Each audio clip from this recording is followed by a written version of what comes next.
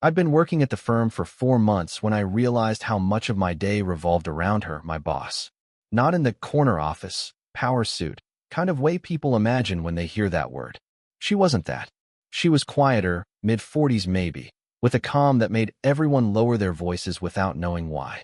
Every morning, she passed by my desk with a coffee in one hand and a folder tucked under her arm. She never said hello out loud, but there was this half nod, half smile, like she knew I was there, even if she didn't need to say it. It was ridiculous how much I looked forward to that. I told myself it was nothing, just a habit. Like how I always ordered the same burnt latte from the machine downstairs, even though it tasted like wet cardboard. Comfort in repetition. But the thing about repetition is, eventually, you notice when something shifts. That morning, she stopped at my desk instead of walking past. She looked at the stack of reports I'd been triple-checking, fingers resting lightly on the edge of the paper. "You're thorough," she said. I swallowed too quickly. "Ah, yeah? Habit." She nodded once, but her eyes stayed on me longer than they should have. Or maybe I only imagined it. When she walked away, I found myself folding and unfolding the corner of a napkin I'd brought back from the cafe across the street, like my hands needed something to do with the air she left behind. Lunch hour came, and I avoided the break room. Too many voices. Instead, I sat on the stone ledge outside, scrolling through texts I never sent. Half-written thoughts to friends I hadn't spoken to in months. "You around? Want to grab a beer?" Forget it. My thumb hovered over delete, more than send. She stepped out a few minutes later. Not for me, of course, probably just some air. Still, she noticed me. "No lunch?" she asked. I shrugged. Didn't feel like it. Her mouth curved slightly, not quite a smile, more like she was amused at my lack of effort. "You'll burn out if you keep running on coffee." I wanted to say something back, something easy, light. Instead, all I managed was, "Guess I'm stubborn." She laughed, soft, almost to herself, before checking her phone. And just like that, she was gone again, door closing behind her. The rest of the day stretched out, steady and slow. I answered emails, proofread files, all the usual things. Still, I kept replaying her voice in my head. "You're thorough. You'll burn out." Like they carried more weight than they should. At 6, when most of the office had already cleared out, she called my name from her doorway. Just my name. Nothing else. I got up, palms damp against my pockets. She stood inside her office, one hand braced on the frame, the other holding her reading glasses. Her tone was even, but something in it tightened the space between us. "Close the door behind you," she said. My hand hovered on the knob. Too long, too obvious. The words slipped out before I could catch them. "Do you really want me to?" The silence that followed was sharp, like the pause before glass breaks. Her eyes lifted from the desk to me.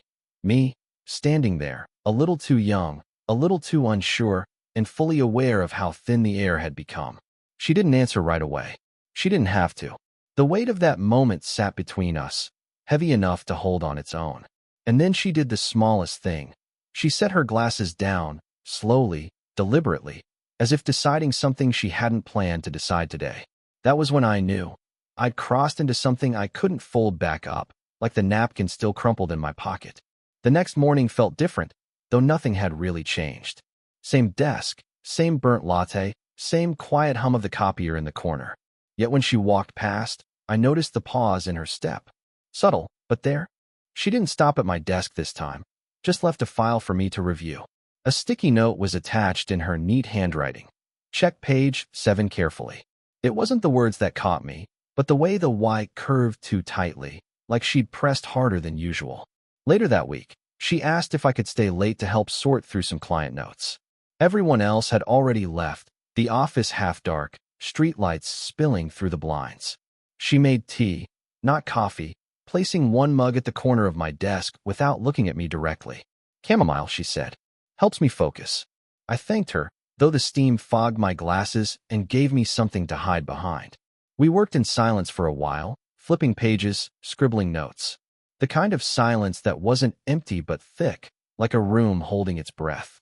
At one point, she leaned back, stretching her shoulders, and said, almost absent-mindedly, "I used to stay this late when my son was still in high school. Easier than going home sometimes." It was small, personal, but it cracked the air open. I nodded, careful. "He's in college now." Her eyes flicked to mine, quick, assessing. Graduated. Moved out. A faint smile tugged at her lips. The apartment's too quiet these days. I never really got used to that. I wanted to say something. I know what that feels like, but all I did was take a slow sip of tea, watching the way her fingers tapped against her mug. Restless, restrained. The weight of the risk pressed on me then. She was twice my age, my boss, and yet here we were, sitting too close in a half-lit office, pretending the tea mattered more than the silence. I wondered what people would think if they saw us like this. Worse, I wondered what she thought. The thought wouldn't leave, that I was just a distraction for her, some temporary flicker she'd forget once the lights were off. The idea stung more than I wanted to admit. And still, when she leaned over to point out a correction on one of the notes, her sleeve brushed against my hand. It wasn't deliberate, at least it didn't seem that way, but my chest tightened as if it had been. Her hand stayed there a second too long before she pulled it back. No apology, no acknowledgement.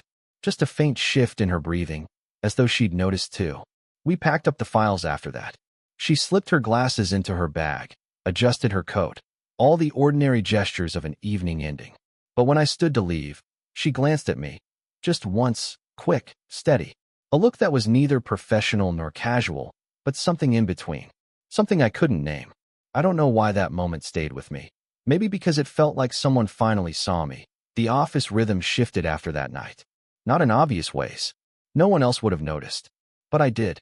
The way she sometimes lingered in the doorway before speaking.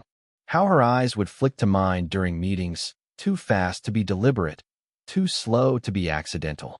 I tried to convince myself it was nothing. Just a trick of attention. Just me, reading too much. Still, I caught myself waiting for those pauses, those looks. Like a habit, I didn't want to quit. One evening, she asked me to carry a stack of binders up from storage. The hall was dim, too quiet, the kind of silence where your footsteps sound heavier than they should. She unlocked the storage door, and I set the binders down, dust settling in the light. She stood close, reading a label on one of the boxes. Closer than necessary. My arm brushed against hers when I straightened, and neither of us stepped back. "You're quiet tonight," she said. "I don't have much to say," I muttered. Then softer, almost to myself. "Not that anyone's waiting to hear it." She turned her head, and I could feel her looking at me. Not at the files. Not at the boxes. At me. "I don't believe that," she said. Her words landed heavier than they should have. I opened my mouth, but before I could answer, before I could even decide what I meant to say, footsteps echoed in the hallway.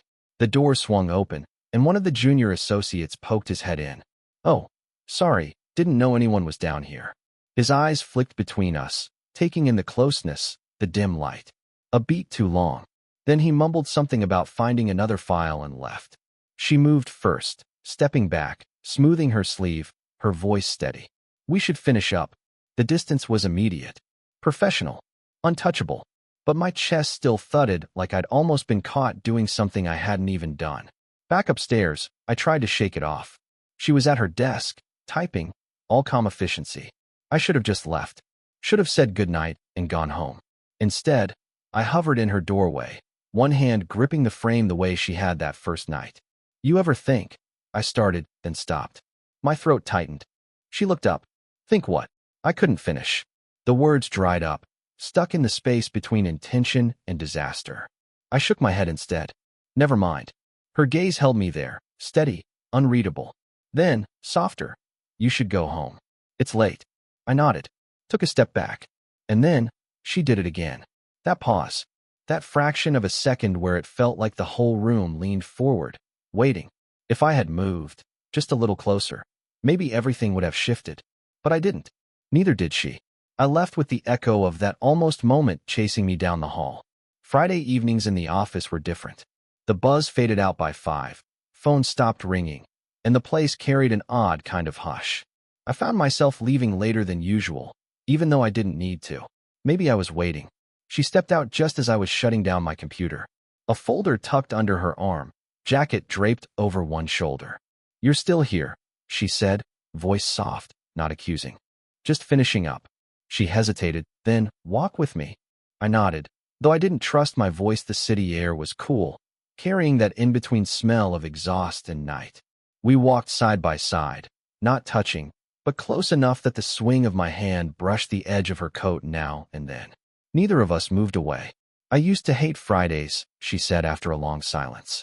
When my son left for school, the weekends felt heavier, quieter. She let out a dry laugh, almost embarrassed. Strange thing to admit to an employee, isn't it? I shook my head. Not strange. Her eyes flicked toward me, brief, unreadable. Then back to the sidewalk. I wanted to tell her everything bottled up, how the highlight of my day was just hearing her voice, how I thought about her even when I pretended not to. But the words knotted in my throat. Instead, I said, I don't really have anyone waiting for me on weekends either. She slowed her step. You're 24. You're supposed to. Supposed to, I echoed, with a smile that wasn't quite a smile. We reached a small park, benches half lit under the street lamps. She sat first, setting the folder down beside her, hands folded tight in her lap. I sat a little too close. People would talk, she said suddenly. The words caught me off guard. My chest tightened. About what? She gave me a look, faintly exasperated, faintly tender, like she knew I was smarter than that. You know what? I let out a breath. Maybe I don't care. She went quiet then. The kind of quiet that said she was arguing with herself. Her hands unclasped, fingers brushing the edge of the folder, then stilling again. You're too young. You don't understand the weight of things yet. I leaned forward, elbows on my knees, staring at the pavement. I understand enough to know I notice when you're not around. The words hung there, raw, clumsy, but true. She turned toward me, eyes searching. Her lips parted, as if to speak, but no sound came. For a second, long enough to feel endless, the world narrowed to the space between us. Her hand shifted on the bench, close enough that if I moved mine just slightly. But neither of us did. The question lingered in the air, unsaid but pulsing. What happens if we don't stop this? The Monday after our walk, she wasn't at the office. No email. No explanation. Just an empty chair, the plant on her desk leaning toward the window like it was waiting too. By Tuesday, she returned. Professional, precise, a wall rebuilt overnight. She barely glanced my way, her words clipped. Only about work. No tea. No pauses. No look that lingered too long. It shouldn't have surprised me, but it did. At lunch, I overheard two coworkers chatting near the copier. Her name slipped into their conversation. Something about her ex-husband being back in town. About how he'd been seen near the old neighborhood. I didn't ask questions. I just stood there, stapler in hand, heart thudding too fast. Back at my desk, I tried to focus, but everything blurred. Had that been the reason for her sudden distance? Or had I been the reason, and the ex was just coincidence? The questions piled up, each heavier than the last. That evening, when most of the floor had cleared, I found myself standing outside her office door. My hand lifted, ready to knock. I lowered it again. Lifted. Lowered. Through the glass, I could see her bent over her desk, pen in hand. She looked tired in a way that went beyond work. Tired in her bones. I almost walked in. Almost said, I'm not trying to make this harder for you. But something in the slope of her shoulders stopped me. Instead, I turned away, heading for the elevators. The week passed unevenly. Some days, she was distant, her eyes sliding past me like I was anyone else. Other days, I caught her watching me in quick, unguarded glances, as though she wanted to speak, but couldn't. Hope, confusion, withdrawal. Over and over. I carried all three like stones in my pocket. On Friday, she left early. I stared at her empty chair for a long time, waiting for something I knew wouldn't happen. That night, I sat on my bed with my phone in hand, drafting a message I never sent. I miss how it felt when you noticed me. I don't know what's changed, but I feel it. Just tell me if I should stop waiting. Each line typed. Each line deleted. The screen went black in my hand, leaving me staring at my own faint reflection. I didn't feel heartbroken. I felt paused, like life forgot to finish the sentence.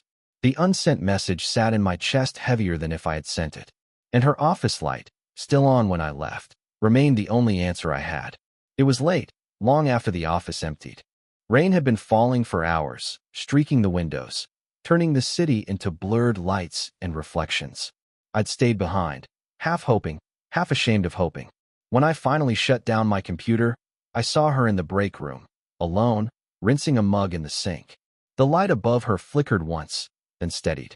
I almost walked past. Almost. But then she said, without turning around, "You've been quiet this week." Her voice stopped me cold. I stepped into the doorway, hands shoved in my pockets. So have you. She set the mug down on the counter, water dripping from her fingers. Slowly, she turned. There was no wall in her face this time, no careful professionalism, just a kind of tired honesty. You shouldn't, she started, then stopped. Shook her head. You shouldn't get attached to me. The words landed like a stone. But for once, I didn't fold into silence. I already did, I said. She blinked, as if she hadn't expected me to say it so plainly. The rain filled the pause that followed, steady and insistent. She leaned back against the counter, arms crossed now, as though bracing herself. You don't understand the risk. The age, the job, people will talk. And I can't. Her voice cracked slightly. She pressed her lips together, regrouping. I can't afford another mistake. The ache in her words hit me harder than the rejection. She wasn't pushing me away out of indifference. It was fear. I stepped closer, not too close, just enough that she had to lift her eyes to meet mine. I'm not asking for forever. I'm just asking not to feel like I imagined it. Her eyes searched my face, slow, deliberate, like she was checking for cracks. And if it ends badly, then it ends, I said quietly. But at least it was real. The silence stretched again, heavy with all the things neither of us had said in weeks. My heart beat hard enough I was sure she could hear it. And then, she let out a shaky breath, almost a laugh. You're stubborn. Guess I am, I said, the words softer than they'd been before. Something loosened in her expression, the slightest shift. She uncrossed her arms, hand brushing the edge of the counter, then finally, hesitantly, rested it against mine. Just for a second, barely more than a touch, but it was enough. Neither of us moved to make it more than that. We didn't need to. She gave me a small, almost resigned smile. Okay, that was it. Just that word. But it felt like the first honest thing we'd both said out loud. Monday morning still came too early. The coffee machine downstairs still produced its bitter cardboard brew, and deadlines still piled up faster than anyone could handle. But something had shifted, quietly, steadily, between us. She didn't say it. I didn't either. We didn't need to. Some mornings, she left a mug of chamomile tea on the corner of my desk without a word. Other days, I caught her waiting by the elevator at exactly 8:47, pretending she hadn't timed it that way. We didn't touch often, barely at all, really. But when we walked out together in the evenings, our steps matched. When we sat at the bench outside the park, the one under the lamplight, I sometimes leaned just close enough that our shoulders brushed. She never pulled away anymore. The silence between us had changed, too. It wasn't heavy now. It was lived in. One Friday, near closing time, she appeared at my desk, her jacket folded over her arm. You staying late again? She asked. Thought about it, I said. But maybe not tonight. She smiled. The faintest thing, but warm enough to carry me through the whole weekend. Good. Come on then. Even when the city pressed in, traffic, noise, endless chatter, I found I noticed the small things more. The way she tilted her head when she was listening, the way her glasses slipped down when she read too long. She wasn't just my boss anymore. She was the part of my day that steadied me.